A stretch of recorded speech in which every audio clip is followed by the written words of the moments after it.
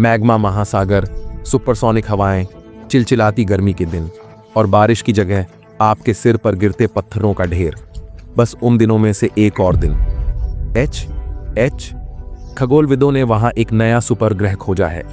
K2 414b एक exoplanet है, लगभग 200 प्रकाश वर्ष दूर, और इसे नए नाम की सख्त जरूरत है। एक्सोप्लैनेट का मतलब है एक ग्रह जो दूसरे सौर मंडल में अपने तारे की परिक्रमा करता है। पृथ्वी सूर्य की परिक्रमा करती है और इसी वजह से इस ग्रह की अपनी एक विशेष कक्षा पार्टी होती है। अब सवाल उठता है कि K2 संख्याओं का समूह इतना डरावना क्यों है। हमारे सुंदर छोटे नीले ग्रह पृथ्वी की कल्पना करें। अब कल्पना करें कि अगर दुनिया के सभी ज्वालामुखी एक साथ अचानक फट पड़े और लावा, जिसने महासागरों और समुद्रों को ढक लिया हो, 24 घंटे 7 दिन हर जगह आग के तूफान चल रहे हों जो सामान्य से हजारों गुना तेज हो, और हर बार पत्थरों की बारिश होने लगती हो। आपके सिर पर कुछ पत्थर जैसा? शुक्र है आपके सिर में नहीं। यह डरावना ग्रह करीब 2 साल पहले हमारे जीवन में आया। वैज्ञानिक अभी भी इसका अध्ययन कर रहे हैं। तो एक सामान्य दिन कैसा होता है? शुरुआत में आप ऑक्सीजन में सांस लेना भूल सकते हैं। इस ग्रह पर जाने का फैसला किया। आपको सोडियम, सिलिकॉन मोनोऑक्साइड और सिलिकॉन डाइऑक्साइड की आदत डालनी होगी, जो कि जैसा आपने सोचा होगा बहुत अच्छा नहीं है। और यह तो बस शुरुआत है। कौन जानता है कि और कौन से रसायन यहाँ मौजूद हैं। और हाँ, मैग्मा महासागर। ग्रह की सतह जहाँ तक देखो पिघले मैग्मा से ढकी है। ये लावा ग्रह अपने तारे के बेहद करीब है, इसलिए इसकी सतह चिमनी जैसी है। हमारे सूर्य के सबसे नज़दीकी ग्रह बुध और शुक्र हैं, लेकिन यह ग्रह और भी नज़दीक है। और इससे भी अजीब यह है कि ग्रह का आधा हिस्सा हमेशा दिन में, जबकि दूसरा आधा रात में रहता है। यह ज्वार भाटे से घिरा है, जैसे हमारा चांद। चाहे जितना देखें, इसका दूसरा पहलू नहीं दिखेगा। इसी से रोज आग की तरफ गर्मी और मैग्मा महासागरों से भरा होता है, जबकि दूसरी ओर गहरी बर्फ जमी रहती है।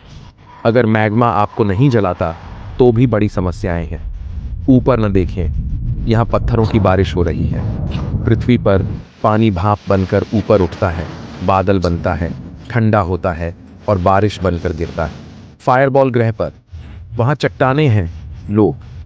ग्रह इतना गर्म है कि चट्टानों को भाप बना देता है। और सुपरसोनिक हवाएं 300 मील प्रति घंटे की। सोचिए, आपकी टोपी आपके सिर से हवाई जहाज से 5 गुना तेज उड़ रही है। पृथ्वी पर सबसे तेज हवा उष्णकटिबंधीय चक्रवात ओलिविया थी, जिसने ऑस्ट्रेलिया को मारा था 250 मील प्रति घंटे की रफ्तार से। कल्पना करें कि ग्रह के धूप वाले हिस्से पर तापमान 12 गुना अधिक हो।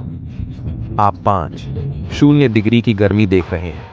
पृथ्वी का सबसे अधिक तापमान कैलिफोर्निया में 135 डिग्री था। सहारा में यह तापमान आम है, पर यह चट्टानों को वाष्पित नहीं कर सकता। अगर आप रेगिस्तान के पास पले हैं तो आप जानते हैं कि यह सूखा और गर्म है। लेकिन क्या आप जानते हैं कि यहाँ तापमान 0 से नीचे जा सकता है? रेगिस्तान एक बड़ा क्षेत्र है जहाँ बहुत कम या बिल्कुल वर्षा नहीं होती। मतलब तापमान बढ़ने से रोकने के लिए जल वाष्प नहीं होता। दिन में सूरज इसे भट्टी जैसा गर्म करता है, लेकिन सूर्यास्त के बाद गर्मी चली जाती है और बहुत ठंडा हो सकता है। कुछ रेगिस्तानों में रात में तापमान -40 तक पहुंच जाता है। अगर इतनी ठंड है तो क्या बर्फ नहीं पड़नी चाहिए? कुछ रेगिस्तानों में थोड़ी बर्फ पड़ी है, पर जल वाष्प की कमी से ज्यादा बर्फ नहीं पड़ सकती। बर्फ, केवल सूखी जमने वाली बर्फ, सहारा की रेतीली गांठें। पर सहारा पृथ्वी का सबसे बड़ा रेगिस्तान नहीं, असल में वो अंटार्कटिका है।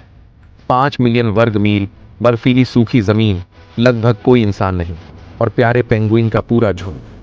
पेंगुइन असल में रेगिस्तान में रहते हैं, वापस आग के गोले वाले ग्रह पर। अब रात का हिस्सा अनंत अंधेरा और बहुत ठंड, लगभग -330 डिग्री। कुछ सुपरसोनिक हवाएं भी जोड़ें। अंटार्कटिका के एक शोध केंद्र में पृथ्वी का सबसे ठंडा तापमान -130 डिग्री है। तो यह जलेपिनो मिर्च वाला एक्सोप्लैनेट हमारे कुछ पड़ोसियों की तुलना में कैसा है? खैर, मंगल भी रहने लायक नहीं है। यह लाल ग्रह है, तो आप सोच सकते हैं कि यह ज्यादातर समय गर्म होगा, लेकिन यहाँ का तापमान आमतौर पर जम जाता है। हाँ, ये जमने से काफी नीचे है। अगर आप मंगल पर वीकेंड बिताने का सोच रहे हैं तो छाता घर पर ही छोड़ सकते हैं। नहीं, वहां पत्थर नहीं गिरते और वहां लाखों सालों से बारिश नहीं हुई है। मंगल ग्रह पर दिन और रात होते हैं और यह कुछ अन्य तरीकों से भी पृथ्वी जैसा ही है। मंगल की भूमध्य रेखा भाप की तरह गर्म होती है, जबकि उत्तरी और दक्षिणी ध्रुवों पर यह बेहद ठंडा होता है, ठीक जैसे पृथ्वी पर होता है। वैज्ञानिकों ने वहां कार्बन डाइऑक्साइड बर्फ के पुराने टुकड़े भी खोज निकाले हैं। पूरा ग्रह वास्तव में कार्बन डाइऑक्साइड से ढका हुआ है और यहाँ वहां नाइट्रोजन की छींटें पाई जाती हैं। वैज्ञानिकों ने मंगल पर तीव्र हिमपात की भी सूचना दी है, लेकिन क्योंकि यह ज्यादातर कार्बन डाइऑक्साइड है, इसलिए यह आपका सामान्य हिमपात नहीं है। यह शुष्क बर्फ के तूफान जैसा है। इसका उपयोग कोहरे की मशीनों में होता है। मंगल ही एकमात्र स्थान नहीं है जहां जलवायु बदल रही है। बृहस्पति अपने विशाल तूफानों के लिए प्रसिद्ध है, पृथ्वी के तूफानों की तरह नहीं। मैं सदियों तक चलने वाले तूफानों की बात कर रहा हूँ। बृहस्पति का बड़ा लाल धब्बा 400 साल पुराना तूफान है, जिसमें 4 पृथ्वियां समा सकती हैं। ये काफी समय से है, लेकिन केटीयू पर आने वाले तूफानों जितना तीव्र नहीं। शुक्र पर भी अत्यधिक बारिश होती है, पर यह चट्टानों से नहीं बनी होती। यह किसी तरह से काम करती है, क्योंकि यहाँ सल्फ्यूरिक एसिड की बारिश होती है। यह पदार्थ आपकी त्वचा को गंभीर रूप से जला सकता है और आपके छाते में छेद कर सकता है। शुक्र का वायुमंडल कार्बन डाइऑक्साइड से भरा हुआ है, जो सूर्य के विकिरण को फंसाने के लिए जाल की तरह काम करता है, और यह बहुत ज्यादा गर्म है। हालांकि यहाँ कोई मैग्मा महासागर नहीं है। बुध सूर्य के सबसे नजदीकी ग्रह है और इसका कोई वायुमंडल भी नहीं है। इसका मतलब है कि कोई तूफान, बादल, बारिश, हवा कुछ भी नहीं। बुध ग्रह धरती के रेगिस्तान जैसा है। कोई जल वाष्प नहीं, कोई वर्षा नहीं। इसका मतलब है दिन में तापमान बढ़ता है और रात में तेजी से गिरता है। केटीयू एक्सोप्लैनेट हमारे सौर मंडल के चरम भागों की तरह एक डरावने ग्रह में है, लेकिन हम वहां जल्द नहीं जा रहे हैं। हम अभी तक मंगल पर भी नहीं पहुंचे हैं। यह सब भविष्य में बहुत दूर है और 200 प्रकाश वर्ष की यात्रा सच में बहुत लंबी है। अगर हमें जल्दी कहीं जाना है तो शायद हम चांद पर रुकना चाहेंगे। वहां कोई मैग्मा महासागर नहीं, न ही तेज हवाएं, और तापमान भी अच्छा है। तो शुरुआत कहां से करें? असल में ड्रोन और रिमोट कंट्रोल रोबोट अधिक उन्नत होते जा रहे हैं। जब तक हम पृथ्वी पर सुरक्षित हैं, उन्हें चांद का नक्शा बनाने भेजना किफायती है। अगर हम अंतरिक्ष अन्वेषण शुरू करना चाहते हैं तो हमें एक सही अंतरिक्ष बेस चाहिए।